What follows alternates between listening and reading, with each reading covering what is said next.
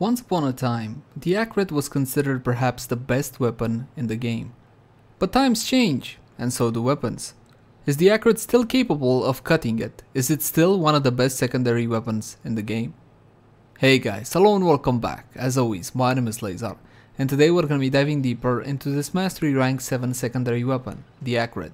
I'm going to be covering a cheap build, something affordable that anybody can build, but of course we also have the classic endgame setup with a Riven.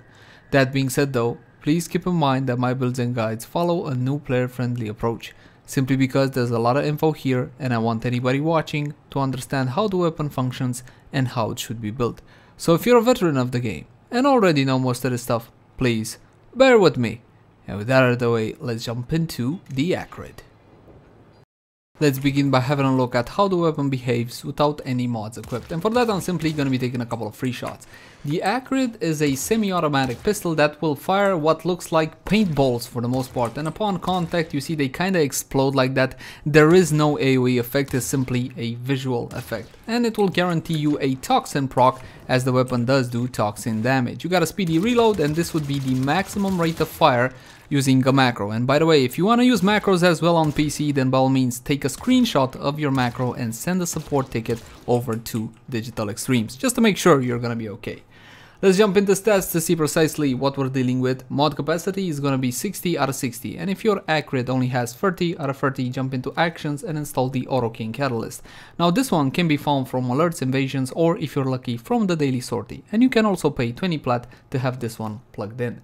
Next, my Acrid has been formatted a total of 5 times, but this was done only for the purpose of testing. For the weapon builds, I'm recommending you guys free format should do it. Keep in mind that the Acrid has no polarities by default, so it is kinda a format intensive weapon.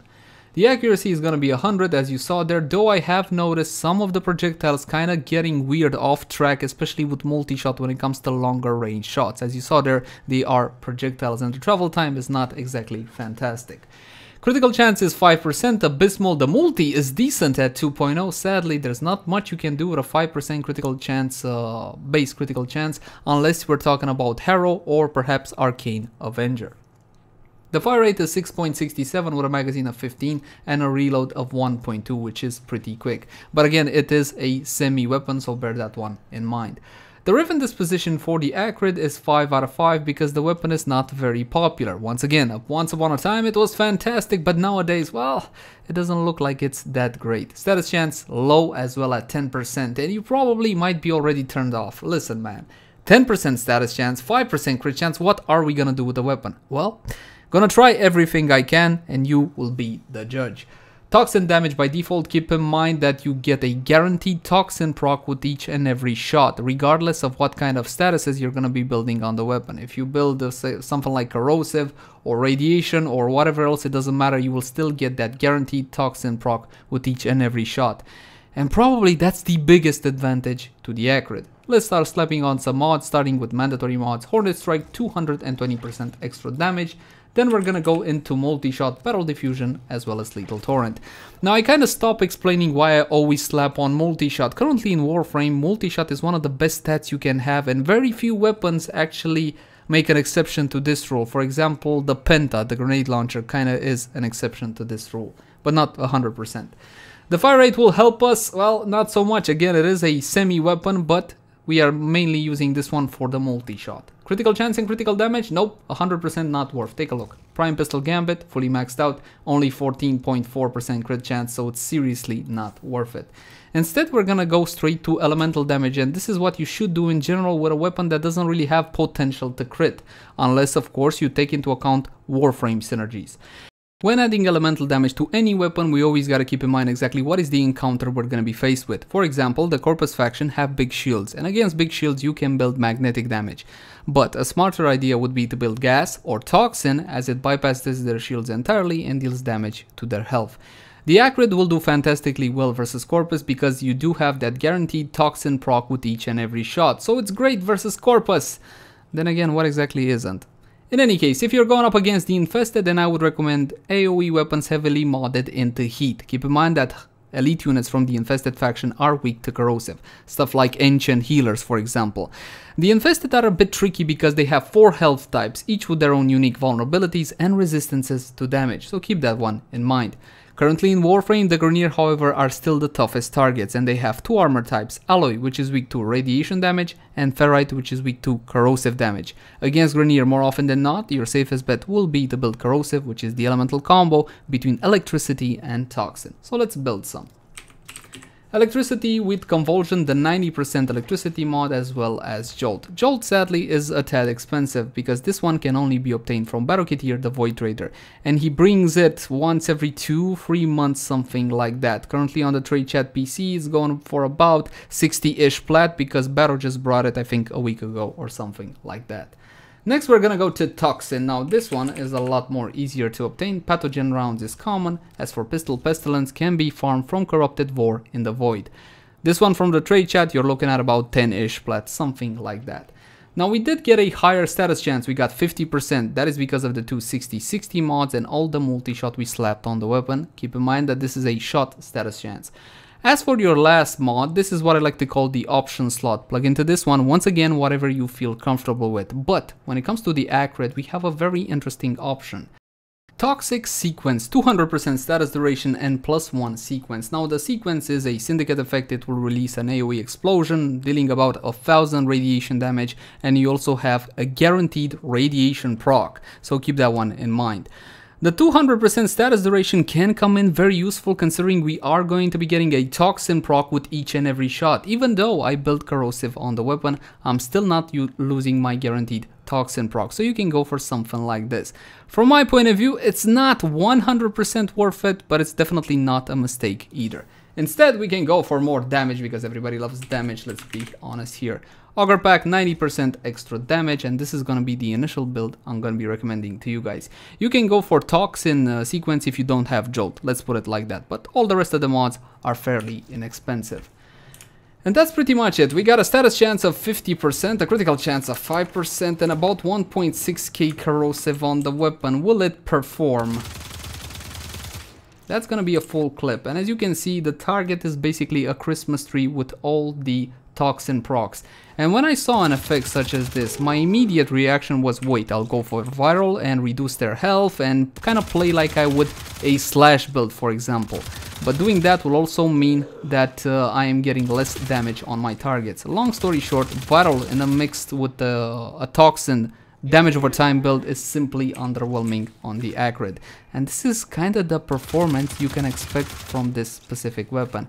It's definitely not fantastic. At MR7 you got plenty of other secondary weapons that will flat out outperform the Acrid. So is this a garbage weapon? Can it not be salvaged? Well, there is one silver lining to the cloud, and that would be the Riven disposition of 5 out of 5. Now I don't like to recommend weapons that require a Riven in order to be good, which is why I'm not recommending the Acrid, but let's see what it can do with a pretty good Riven. Check this one out. It has damage, multi-shot, and fire rate. Now that is pretty good. MR12, that's a lot of damage. 238% is more than Hornet Strike, and 120% multi-shot, basically just a little bit more than Barrel Diffusion. The fire rate we could live without. If you're looking for the quote-unquote best Acrid Riven, then damage, multi-shot above everything else, then try to get an element. The ideal element from my point of view would be Toxin, because again, it will buff that Toxin proc that the weapon has. So bear that one in mind. And of course a negative. Negative, whatever you feel is harmless, like Zoom or something like that. These Rivens are loaned to me by my friends, okay, so I don't have a Riven for everything, rest assured. Let's see what kind of a difference we can get. Oh yeah, that is definitely a difference, but again, this is a Dispo 5 Riven, so the values, as you saw there, are quite significant. The Acrid can be a competitive weapon if you manage to get a pretty good Riven for it, but there's a lot of negatives against it as well. It's projectile based. It's also a semi-weapon, so that will put a lot of people off. and to be honest, it's simply not that fantastic. Again, around MR7, you can get MR7, 8, 9, 10, something like that. You can get plenty other secondaries that will outperform the Acrid. Garbage, however, the weapon is not. It can be good, especially if you manage to get a good Riven for it. Without a Riven, it's gonna be mediocre at best, and that is me being very, very kind to it. It may have been something once upon a time, but definitely is nothing special now. However, you do get to play around with an infested paintball gun, so there's that. And it sounds very squishy too. Do you like the squish sound? Yeah, I thought you wouldn't. In any case, I will leave it the honors of testing it with Mirage Prime.